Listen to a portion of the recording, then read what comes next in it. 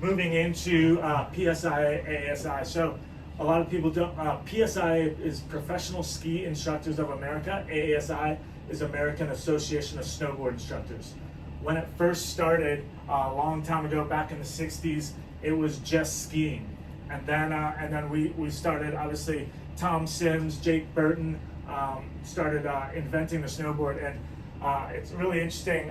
Sherman Poppins is the first person to ever invent snowboarding. He actually lives in Steamboat, Colorado, and he invented the snurfer. And here's the snurfer right here. So he invented this, and this is what we originally started snowboarding on. No bindings, basically surf inspired. Go out and ride some powder. But he started snowboarding, and snowboarding then obviously grew. Again, inspired by surfing and skating, and now it's come along to where it is today. The first ever snowboard exam and certification in 1989 in Colorado, actually really close to where I live. And then from there, snowboarding started getting a lot more organized and developed, and it is where it is today. The other thing to note is there's a lot of other instructor associations around the world. This is by far the largest instructor association. We love the fact that that snowboarding was invented in the U.S. and we're still growing in the U.S. and we love the fact now, especially being able to share it with others and trying to grow more internationally. So this just talks about PSIA-AASI in the U.S. Because the U.S. is so large, we have 8 different regions of how we run our organization. So again, I work in the Rocky Mountain region right here. And like I said, the first ever ASI Level 1 was held in '89. And again, at a place called Arapahoe Basin, which is pretty much where I live. But the idea is that, again, snowboarding on the East Coast, snowboarding on the West Coast, if you ever snowboarded in a place like New Zealand versus in a place like Japan, the snow conditions in the mountains are very, very different. So similar in the US, when you snowboard on the East Coast versus snowboarding on the West Coast, very different. Little mountains on the East Coast, bigger mountains on the West Coast, and obviously in Colorado, some of the world-class best snow and big mountains as well. Places like Aspen and Vail, I'm sure you've heard of. But the idea, again, we have 8 different regions, and with ski and snowboard, we have over 36,000 members in the association. Here, just want to start talking a little bit about now the pathway and the certification pathway and how AASI works. So again, starting the first thing you're going to do with AASI is a level 1. And we'll talk about exactly what that level 1 content is. But then once you start going through the process, you can go into your ASI level 2 prep course, or you can go into your freestyle level 1 course. I'll talk about a little bit about what these are. Then you can move into your level 2 and then level 3. Level 3 is what we consider the advanced instructor. So level 1 means that you can teach and also ride beginner levels. And level 2 is that intermediate level. Level 3 is that advanced to expert. So if you're a level 3 instructor, it means that you can teach anything, anytime, anywhere on the mountain, which is like Michael here is a level 3 instructor.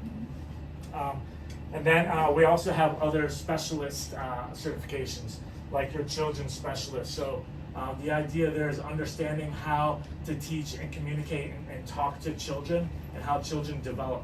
For example, when you're dealing with how children develop, like the difference between fine versus gross motor skills. So if you give a small kid a crayon, they're gonna probably draw like this. And then as the kid gets older, they start drawing more like this. So this would be gross, this would be fine motor skills. So the idea is that when we snowboard, we tend to use a lot of ankle and smaller ankle and knee movements. Probably not good for smaller children, where smaller children might use more upper body and core movements because that's where their muscles are, right? So then as they start to grow and get more developed, we start to teach more of those finer motor skills, as well as how to communicate and talk with children, understanding how they take on information. Then obviously we have our freestyle. We have freestyle 1 all the way up to freestyle level 3. Freestyle is a big part of ASI. And we talk about freestyle in basically 4 different realms. Flatland freestyle, so freestyle like out of the park, freestyle on jumps, freestyle on what we call jibs, like rails or boxes, and then freestyle in the half pipe. So we focus on all 4 parts of these in all of our freestyle courses, level 1, 2, and 3.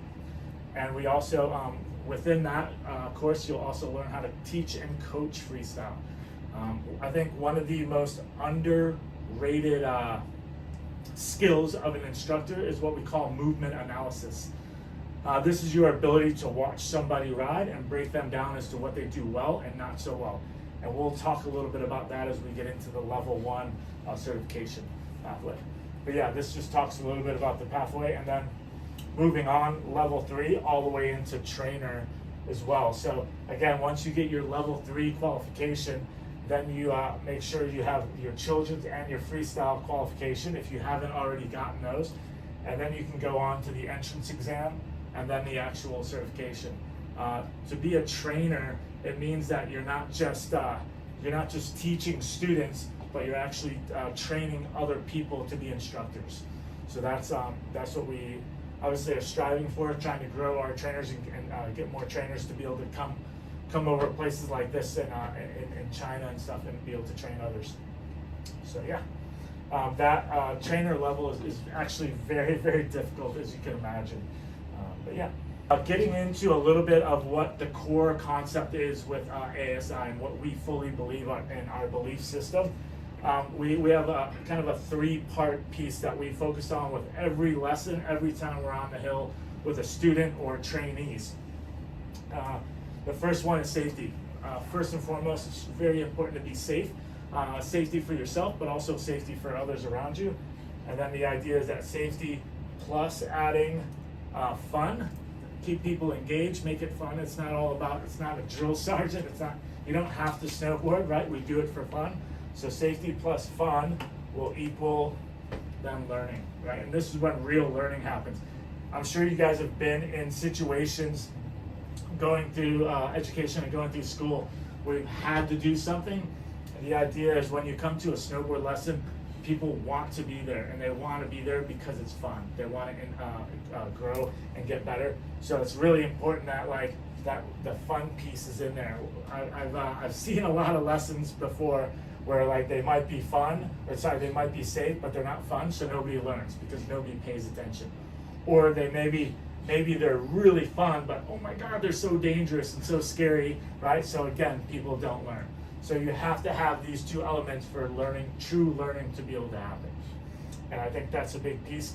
And that's the difference about getting a lesson from a certified professional versus learning from your friend, right? When your friend takes you out on the hill and hey, try this trick, try this backflip. I'm gonna show you, and then you try it. Just go and look to the sky and just give it a go, right? The safety is really in question, right?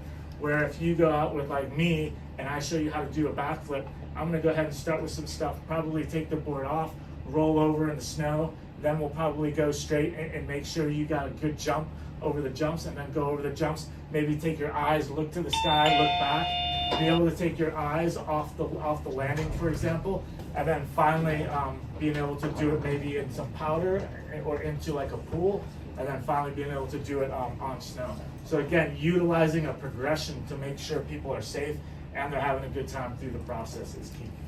Cool. So again, this is a core concept that we use all the time with every lesson we ever teach. And the 4 main skills that you will be assessed at and learning at every certification that we run. All right. First of all, people skills. A lot of people kind of laugh at this, people skills, whatever. I'm a good person, right? But again, it's how you actively listen to others, how you use 2-way communication, and engage in conversations is a big part of that, right? And then teaching skills. Teaching skills again is how you organize a lesson, how you lay out simple parts, how you are able to describe things and also give demonstrations about things as well. Technical skills, we break technical skills into 2 parts, one riding and one movement analysis. Riding is a big piece of riding is not just being able to do or deliver the actual ability to ride, but being able to show it and show it properly. I think that's a big piece for sure. Movement analysis, I talked a little bit about what that is already. So the idea is that this structure here, as you can see, the most important thing in this diagram here is the student in the middle. Right? We put the student in the middle, and obviously somebody that has good teaching skills, people skills, and technical skills will be able to develop a good lesson. And you can see the outer ring is all based on decisions and behaviors of the instructor. So again, it's like for example, decisions, what terrain they decide to take the student to could make or break the lesson, right? Behaviors, like are they paying attention to the lesson, or are they just on their phone and acting like they don't care? So all of those sorts of things is what really makes a good lesson.